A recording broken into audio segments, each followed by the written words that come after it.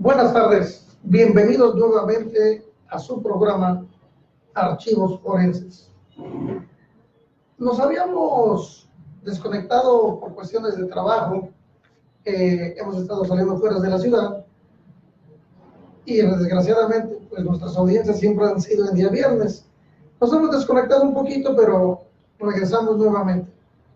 El día de hoy vamos a hablar de un tema muy importante, donde hemos tenido intervención en últimas fechas en algunas partes del interior de la República y aquí en la Ciudad de México, sobre lo que son o lo que le llaman heridas por arma blanca. ¿Qué es lo más elemental desde el punto de vista médico forense? Estudiarle a lo que le llaman heridas por arma blanca. Nosotros, como peritos de servicios periciales privados, que conformamos todo esto de archivos forenses, le hemos denominado heridas por instrumento con punta y filo. Debemos de entender que cuando la causa de muerte que se da a través del protocolo de necropsia, ya que uno de los objetivos del protocolo de necropsia es determinar la causa de muerte, regularmente nos dicen la causa de muerte fue por una herida por instrumento punzocortante, fue por un instrumento punzante, pero no llegamos a entender el por qué todavía no existe una buena descripción de esas lesiones. ¿Por qué motivo? Cuando nosotros hablamos y hemos debatido que ya no se llame arma blanca, que se llamen heridas por instrumento con punta y filo, es porque ahora ya todos esos instrumentos ya no son de hoja metálica, ya hay de hoja plástica. Entonces, para que ese instrumento nos cause un daño, primero debemos de conocer, pues, qué es lo más importante que tiene que describir el perito en materia de criminalística al momento de localizar un indicio de este tipo en un lugar de investigación. Primero, debemos de conocer lo que coloquialmente se conoce como el mango. Es el mango o de dónde lo vamos a sujetar. El mango lo podemos tener de tres elementos principales. Primero puede ser de madera, puede ser metálico o puede ser plástico. De esas tres características puede ser la empuñadura o el mango de ese cuchillo. El perito nos tiene que decir cuánto mide, nos tiene que dar una medida. En segundo lugar, nos tiene que describir de qué características es esa hoja. Esa hoja puede ser igual de madera, metálica y de plástico. Por eso nosotros le llamamos heridas por instrumento con punta y filo, lo que los grandes autores antes les llamaban heridas por arma blanca.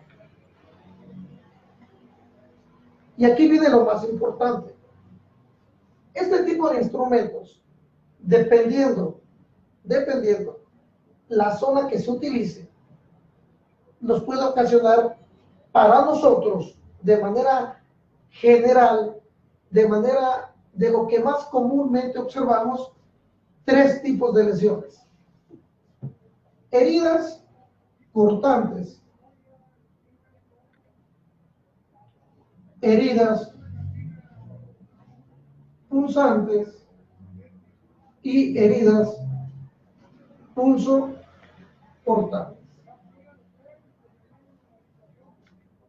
Todo depende del tipo de instrumento y la parte que se utilice. Esta zona que viene siendo la hoja, que es la que nos causa el daño, el perito nos tiene que describir sus bordes, es decir, que regularmente tenemos un borde sin filo y tenemos un borde con filo. El perito nos debe dar una medida de longitud, una medida de anchura mayor, una medida de anchura menor y el tipo de punta. ¿Qué características tiene esa punta? Porque dependiendo de este instrumento es el tipo de herida que podemos encontrar. Nada más que aquí viene algo muy importante. Cuando hablamos de heridas punzantes, de estas heridas punzantes, pues lógicamente estamos hablando de instrumentos que van a tener una empuñadura, pero la característica que tienen es que sus bordes no tienen filo, sin filo. Nos tiene que describir el perito la longitud, su anchura mayor y su anchura menor. Pero aquí, en este tipo de instrumentos, también nos tiene que describir las características de la punta. Punta achatada, punta en cruz, punta plana. Entonces, eso es lo que nos va a llevar a determinar las características de las heridas. El día de hoy vamos a ver un caso que nos llamó mucho la atención, donde determina el médico forense que la causa de muerte es una herida, causa de muerte secundaria a una herida punzocortante penetrante de tórax. Nada más. Y nos dice, con base a la apertura de las grandes cavidades, es de arriba, abajo, de derecha a izquierda y de adelante atrás. Llegamos nosotros al análisis de esta herida localizada en la región anterior de tórax. Y en la audiencia de juicio le hacemos notar al juez que es imposible poder determinar si la herida fue por un instrumento punzocortante. ¿Por qué motivo? Porque las heridas punzocortantes tienen una característica muy especial y es algo que les hemos pedido a todos nuestros compañeros médicos forenses o a todos los estudiosos de las ciencias forenses, que el instrumento punzocortante, como lo hemos visto, puede ser de dos tipos: que tengan un borde sin filo y un borde con filo, o en dado contrario, que sus dos bordes tengan filo.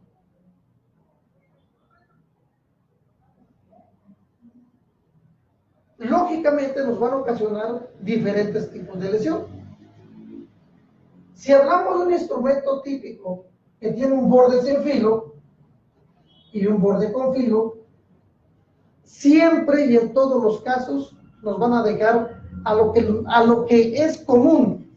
Es decir, que al realizar el protocolo de necropsia, uno de los objetivos del protocolo de necropsia es determinar, primero, ubicación anatómica, dónde está localizado. En segundo lugar, características de la herida, es a lo que me refiero. Cuando es un instrumento con un borde sin filo y un borde con filo, nos va a ocasionar dos bordes: un borde romo y un borde agudo. El borde romo me lo va a ocasionar la parte que no tiene filo. Y el borde agudo me lo va a ocasionar la parte que tiene filo. Eso es lo que nosotros le pedimos y debemos verificar en el protocolo de necropsia. Porque con base a los bordes, un ejemplo es, este es un tórax, este es el ombligo. Si el perito me dice, tiene un borde romo, inferoexterno, con un borde agudo, superinterno, a la línea media, esto le va a servir muchísimo al criminalista y nos va a servir muchísimo a nosotros para poder determinar muchísimas cosas, como que el trayecto, la posición víctima-victimario, nos puede indicar el tipo de instrumento utilizado. En este caso, al tener la descripción únicamente de los bordes, como en este ejemplo, nos dice, y que ojalá se describa en el protocolo de necropsia, borde romo, borde agudo. Borde romo, con base a los planos anatómicos, es inferior porque está por debajo de la línea. Y lo que está por arriba es superior. ¿Por qué es externo? Porque está alejado de la línea media. ¿Y por qué se llama interno? Porque está próximo a la línea media. Al momento que el perito o que nosotros leamos que tiene un borde romo inferior externo y un borde agudo superior interno, inmediatamente el médico forense determina que el borde sin filo entró y el borde con filo está de esta manera. Y una vez que el médico forense, a la apertura de las cavidades, a todo esto que está dentro del cuerpo humano, se le va a llamar trayecto. Y ese trayecto nos va a servir para saber dónde termina. Y podemos hacer una medición de dónde termina, a dónde inicia, y con base al instrumento que nos hayan o que exista con cadena de custodia y se nos haya puesto a disposición, podemos hacer un comparativo de uno de los principios de la criminalística, que es el principio de correspondencia. Es decir, que si este cuchillo es el que se utilizó para causar esta herida, podemos hacer la correspondencia para determinar si verdaderamente tiene la misma anchura o la misma profundidad. Determinar si fue totalmente la profundidad o se utilizó alguna parte de ese instrumento para causar el daño. Esto es muy importante, abogados y compañeros peritos, porque en ocasiones recordemos que también existen diferentes tipos de filo único o a lo que actualmente se le llama filo dentado o filo aserrado. Y dependiendo del tipo de instrumento, es el tipo de ángulo que voy a encontrar. Si es un instrumento con un filo único, el ángulo agudo va a ser totalmente diferenciado. Pero si es un instrumento donde se utilizó de tipo aserrado, el ángulo nos va a marcar las muescas del instrumento utilizado de tipo aserrado. Y ahí existimos con los compañeros en criminalística el principio de correspondencia. En este caso, nosotros le demostramos al juez que con el solo hecho de describir el trayecto y y que el médico determine que fue una herida por instrumento punzocortante, no teníamos la certeza pericial, porque le faltó describir las características de la herida. Era una herida lineal, era una herida superficial, era una herida de forma oval, era una herida de forma irregular. No lo supimos, pero tampoco supimos qué instrumento se utilizó, porque nunca se encontró ningún instrumento de este tipo punzocortante en el lugar. Desgraciadamente, el estudio de las heridas por instrumentos punzocortantes es un capítulo tan especial que con ella podemos determinar posición víctima-victimario, podemos determinar las características del instrumento que se utilizó y podemos determinar de todas las heridas que llegáramos a encontrar en el protocolo de necropsia. Puedo tener 40 heridas por instrumento punzocortante, pero alguna de ellas fue la mortal. No las 40 son las mortales. En este caso, este estudio que nosotros hacemos y explicamos en juicio oral sobre las heridas punzocortantes nos ha llevado a crearle la duda al juez. Su señoría, el instrumento que determinó el protocolo de necropsia como punzocortante no fue localizado en el lugar. Segundo, su señoría, la disposición fue un instrumento punzante. Tercera, su señoría, en las fotografías que el propio perito del Servicio Médico Forense anexó, se ve que tenía un ángulo agudo y un ángulo romo. Es decir, que entonces, al tener ángulo agudo, ángulo romo y un trayecto, quiere decir que el instrumento sí fue punzocortante, no fue un instrumento punzante, porque recordemos que los instrumentos punzantes predomina la profundidad sobre la extensión, y en los instrumentos punzantes muy pocas veces dan sangrado al exterior. ¿Por qué? Porque por la consistencia de las fibras musculares, al momento de ser un objeto tan pequeño o de diámetro mediano que rompe las fibras, se cierran inmediatamente y no permite que la sangre salga al exterior. Esto es hablando de cavidades: cavidad torácica, cavidad abdominal, cavidad pélvica, donde la sangre queda dentro de esas cavidades y ya no sale al exterior, queda atrapada. En este caso, tuvimos una buena resolución para los abogados, donde efectivamente se pudo comprobar que no existía, estaba la duda de qué instrumento se había utilizado. Por tal motivo, yo siempre les pido a los peritos en materia de criminalística describan el tipo de instrumento que encuentran, dándole sus medidas, dándole sus características, para que el perito médico forense, una vez que haga su necropsia, sepa el tipo de instrumento que se quiere relacionar o se quiere determinar que causó la muerte, como en este caso.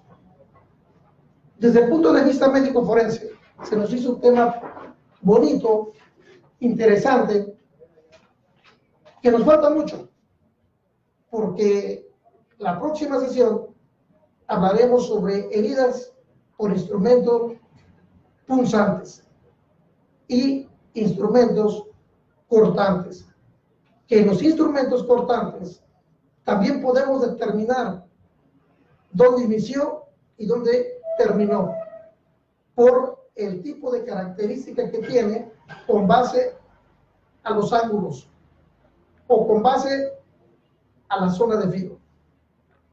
Desde el punto de vista médico forense, eso fue lo que estudiamos, determinamos con base al protocolo de necropsia, y en este nuevo sistema penal, pues es el indicio, la evidencia, la prueba única, porque nosotros como peritos particulares no podemos volver a ver el cadáver, salvo excepciones en las cuales se pide la exhumación para verificar si realmente esa fue la causa de muerte. Desde el punto de vista psicológico, hubo una participación donde nos pedían determinar si la persona, el imputado, reunía las características de ser una persona que pudiese cometer ese hecho. ¿Cuál es el hecho? Tomar ese cuchillo y privar de la vida a esta persona. Pero desde el punto de vista psicológico, también debe de haber ciertas características, desde su perfil, criminogénesis, psicología, en el cual se debe de estudiar, porque muchas veces al imputado no se le estudia, se les da toda la oportunidad a la víctima, pero el imputado también puede ser un objeto de estudio muy importante para contrarrestar todas las pruebas ofrecidas por el Ministerio Público que favorecen totalmente a la víctima. Agradezco nuevamente al psicólogo Eloy Martínez Neri, que es el que siempre nos apoya en relación a las opiniones de tipo psicológico para determinar perfiles, características o qué es lo más importante que se le debe de estudiar a una persona que comete un delito, como en este caso, imputarle que él haya privado de la vida utilizando un cuchillo a su pareja. Compañero Eloy, ¿cómo que estás aquí? Muchas gracias, muchas gracias. Nuevamente, Eloy, luego nos separamos, pero es por cuestión de trabajo. Claro que adelante, sí. Eloy, el espacio físico es tuyo. Hombre, muchísimas adelante. Gracias. Con permiso, adelante, Eloy. Bueno, pues muy importante la participación del doctor Salvador Miguel Martínez. Y bueno, en mi caso es un poquito breve, pero no es menos de meritorio el por qué, para qué nos serviría, amigos abogados, compañeros peritos, compañeros en las ciencias forenses, de qué nos sirve a nosotros ingresar una pericial en materia de psicología para determinar si existió o no el delito. Si a final de cuentas, pues lo que siempre nos refuta la prueba es, bueno, a usted le consta que no lo cometió, usted estuvo presente, pues evidentemente, pues claro que no, pero ¿de qué sirve? ¿Cómo interviene la materia de psicología para determinar si una persona fue proclive a cometer una conducta, una agresión por arma blanca? Primero, y como ya lo he venido repitiendo, ¿cuál es el objeto de estudio de la psicología? El objeto de estudio de la psicología es la conducta humana. ¿Cuál es el objeto de la psicología en las ciencias forenses? Pues conocer la conducta humana relacionada con un hecho delictivo. Aquí vamos a partir de tres vertientes principales. ¿Cuáles son nuestros ejes de investigación? Primero, vamos a saber si esta conducta, primeramente, fue un acto premeditado.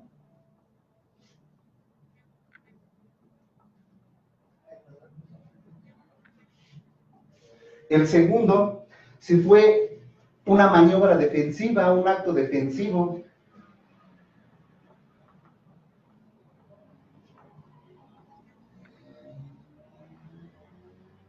Y la tercera, y que es pues muy común, por ejemplo, cuando nos están asaltando, cuando nos estamos robando, cuando estamos viendo en peligro nuestra vida, es ver si esa persona actuó bajo las influencias de un estado de emoción violenta.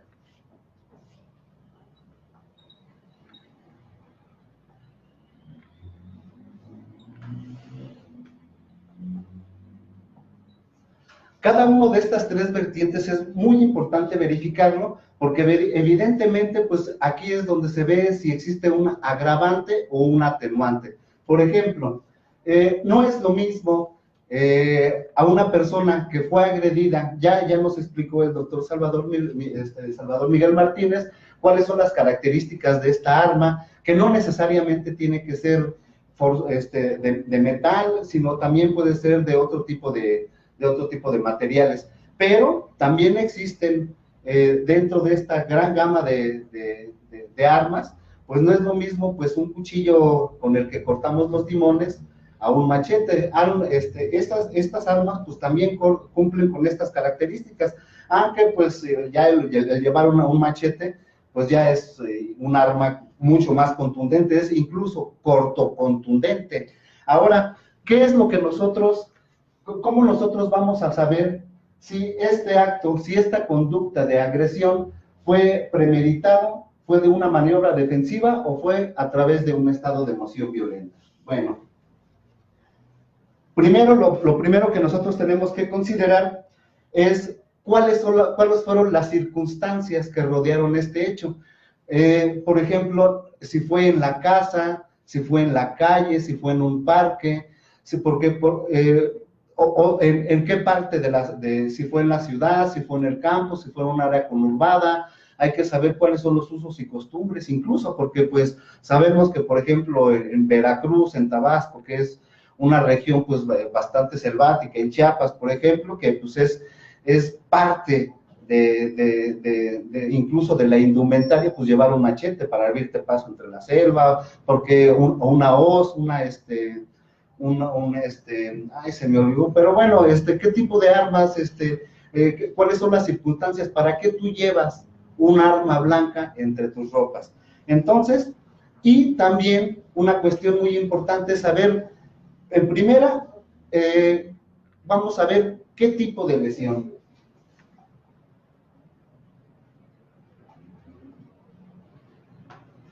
¿Qué tipo de lesión?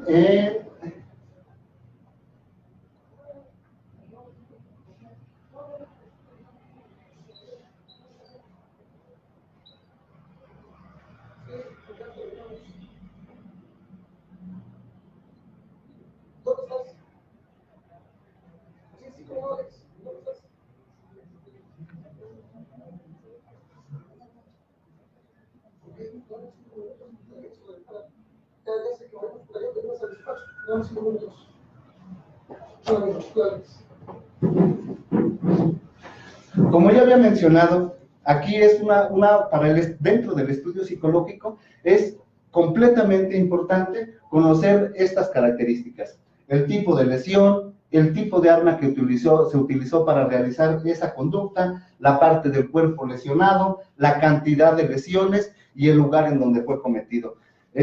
Como ya había mencionado, no es lo mismo lesionar a una persona con un cuchillo dentro de un domicilio, que es regularmente en donde pues nosotros tenemos este tipo de instrumentos, a por qué qué le lleva a una persona a llevar un cuchillo entre sus ropas. Por eso es muy importante saber en qué lugar fue cometido esta conducta.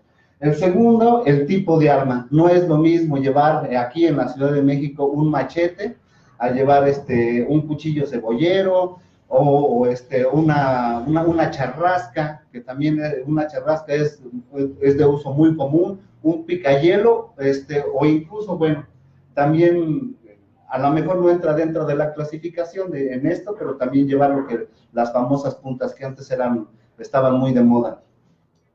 La parte del cuerpo que fue lesionado. No es lo mismo que te lesionen en un costado, que sea en un brazo, a que, por ejemplo, te den, y la cantidad de lesiones. ¿De qué estaríamos hablando si nosotros nos encontramos a una persona tirada en la calle con 50 introducción de esta arma en la parte genital? Yo creo que pues eso estaríamos hablando evidentemente pues de un crimen pasional, de alguien a quien realmente le dio coraje a esta persona y se desquitó, y no fue una herida. Imagínense que tenemos o que presenta 40, 50 lesiones. Por eso es muy importante en qué parte del cuerpo fue lesionada y cuántas, y la cantidad de lesiones, y como ya habíamos platicado, el tipo el lugar en donde fue cometido esta conducta.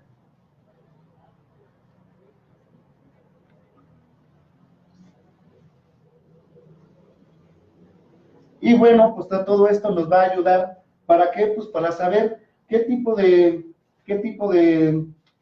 ¿Qué tipo de estudio? ¿Para qué nos ayuda entonces saber el estudio? Primero, tenemos que saber si esa conducta es parte de su dinámica familiar, de su dinámica de personalidad, si esas son sus características psicológicas, si es una persona que tiene bajo control de impulsos, necesidad de gratificación instantánea, conocer parte de su estudio familiar, de su ambiente, ¿qué tal si de su entorno social? ¿Qué tal si pues dentro de su área de desenvolvimiento pues le toca ir, es el clásico señor que tiene que ir por la hija que va a la universidad, es una zona semirural, que tiene que ir por su hija que va a la universidad a las 10 de la noche a algún camino, pues que obviamente pues son de los señores que llevan pues su cuchillo, su garrote, su perro, y en fin, entonces, o si bien es parte de su conducta, de su personalidad, o bien fue una maniobra defensiva. Aquí una de las cuestiones, compañeros abogados, que también nos han pedido y que nos han solicitado aquí al despacho, es saber si esa persona se encontraba en un estado de emoción violenta al cometer esta conducta. ¿Cómo se tipifica una conducta, un estado de emoción violenta? Un estado de emoción violenta es cuando no hay intermediarios, cuando estamos viendo en peligro nuestra vida, estamos sufriendo un asalto y de repente pues nosotros reaccionamos, las emociones reaccionan a como nosotros hemos aprendido del entorno, cómo es la manera en que nosotros podemos sobrevivir, cómo nosotros podemos salvaguardar nuestra vida, y a lo mejor dentro de las conductas aprendidas no es tanto unos corren, otros lloran, otros hincan, otros se desmayan, otros cometen una acción defensiva. Entonces, esta es parte también de la emoción violenta. También, por ejemplo, que lleguemos a nuestro domicilio y pues que veamos que veamos a la esposa en nuestra misma cama con el amante, pues ahí existe inmediatamente, sin mediar palabras, sin mediar hechos, sin mediar tiempo, vamos por un cuchillo a la cocina, subimos y se lo encajamos. Entonces, ese sería un estado de emoción violenta. ¿Y cómo se necesita? ¿Qué se necesita para hacer y determinar si esta persona cometió este delito? Pues ahí está la importancia de la psicología, de hacer un buen estudio psicológico, de aplicar pruebas de personalidad, como ya había mencionado, la prueba madre y de alto espectro, que es el MMPI-2, que es el Minnesota, la prueba del Minnesota, hacer precisamente y empatar esa prueba del Minnesota con las pruebas proyectivas que nos arrojan el estado emocional actual en el que se encuentra, el clásico HTP, la persona que está bajo la lluvia, en fin, diferentes pruebas que nos pueda ayudar y empatar si precisamente esa conducta es parte de su dinámica de personalidad, o bien fue una acción defensiva o estar en un estado de emoción violenta. En este asunto en particular, pues se pudo determinar que sí fue bajo influjos de una emoción que no fue parte de su personalidad, y para eso sirve este estudio en la psicología. Doctor Salvador. Gracias, Eloy. Pues nuevamente, Eloy, les agradecemos muchísimo después de mucho tiempo, pero aquí estamos. Esperemos ya no fallarles, y es un compromiso que el próximo viernes les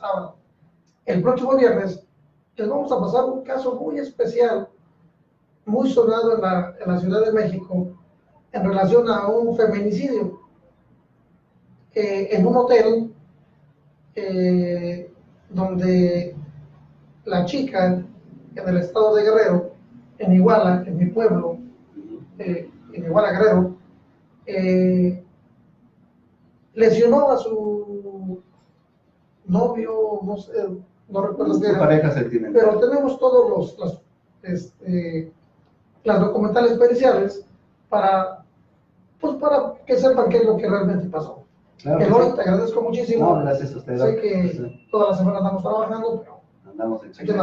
Claro que sí. Recuerden que todas estas cápsulas periciales totalmente, si llegamos a cometer algún error de orden jurídico, es que no somos abogados. somos peritos, pero conocemos algo de cuestiones jurídicas y tratamos de cometer los menos errores posibles. Nos pueden seguir a través de nuestro canal de YouTube. ¿Cómo se llama el canal? Servicios Periciales Privados. Se llama Servicios Periciales Privados. En YouTube pueden seguir estas pequeñas cápsulas y donde van a escuchar todo lo que nosotros queremos compartir con ustedes. Agradecemos nuevamente, Eloy. Muchas gracias, doctor. Saludos a África, a Asia, a Alemania, a todos los estados, continentes que nos están viendo. Dentro de poco estoy seguro que vamos a llegar y vamos a trasladarnos, a romper fronteras, porque en las ciencias forenses eso es lo bonito, que somos fíjate que nos llegó universales. Nos llegó un mensaje como en árabe.